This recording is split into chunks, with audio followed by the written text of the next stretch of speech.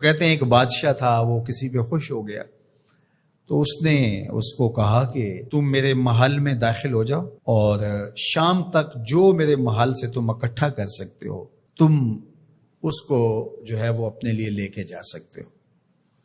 تو وہ جب محل میں داخل ہوا اس نے دیکھا کہ انواع و اقسام کے کھانے ہیں، طرح طرح کی چیزیں ہیں اور عالی نصب بستر لگے ہوئے ہیں، گاؤ تکیے لگے ہوئے ہیں اور ہر طرح کی انسانی طبع کو لبھانے والی چیزیں موجود ہیں، نفس کے تلذذ کے لیے سارے سامان موجود ہیں۔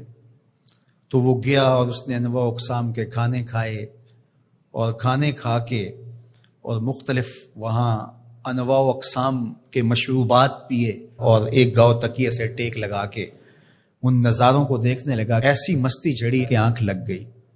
اچانک اس کو دربان نے اٹھایا اور کہا کہ تیرے جانے کا وقت ہو گیا ہے۔ اب جب وہ واپس نکل رہا تھا تو حسرت سے روتے ہوئے جا رہا تھا کہ میں نے عیش و عشرت میں یہ وقت گزار دیا، کچھ نیند میں گزار دیا، اور جب وہ گزر رہا تھا تو قیمتی ہیرے، لال موتی، پکھراج کیا راستے میں بکھرے پڑے تھے۔ اور ایک دوسرے شخص کو داخل کیا تو اس نے ان لذت انگیز چیزوں کی طرف توجہ نہیں کیا، سب سے قیمتی چیزیں وہاں سے اٹھائیں اور جھولی بھری اور اپنے وقت مقررہ پر وہ واپس ہوا۔ تو اس دنیا کے محل میں ہم داخل ہوئے ہیں، ایک دروازے سے دوسرے دروازے سے نکلنا ہے۔ یہاں تلذذ کے سامان بھی ہے اور یہاں قیمتی چیزیں بھی ہے جو یہاں سے لے جا کے ہمارے لیے قیمتی ہوں گی، اور اس نے سمجھا کہ بس ایک دن میں یہاں جو کھانا ہے کھا لو، زہرۃ الحیات دنیا سے کہتے ہیں۔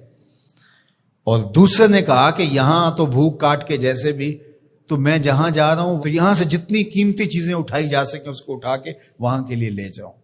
اب اس دنیا کے محلے میں اترے ہیں، یہاں سے عیش و عشرت کر کے جب اچانک موت کا فرشتہ کہے گا تیرا وقت ختم ہو گیا، آ جا، اور پھر خالی ہاتھ ہوگا، پاس کچھ بھی نہیں ہوگا، دامن بھی خالی ہوگا۔ اتنا کچھ تھا، ایک سبحان اللہ کا ہی اتنا وزن تھا کہ میزان بھر جاتا ہے، الحمدللہ کا ہی اتنا وزن ہے کہ زمین و آسمان کے درمیان جو جگہ ہیں اس کی جزا سے بھر جائیں۔ لیکن ہم دنیاوی تلذذ میں رہے اور تھوڑی سی زندگی تھی، جب فرشتے نے جھنجھوڑا تو آنکھ اس وقت کھلی اور یہ کیا کر دیا ہم نے۔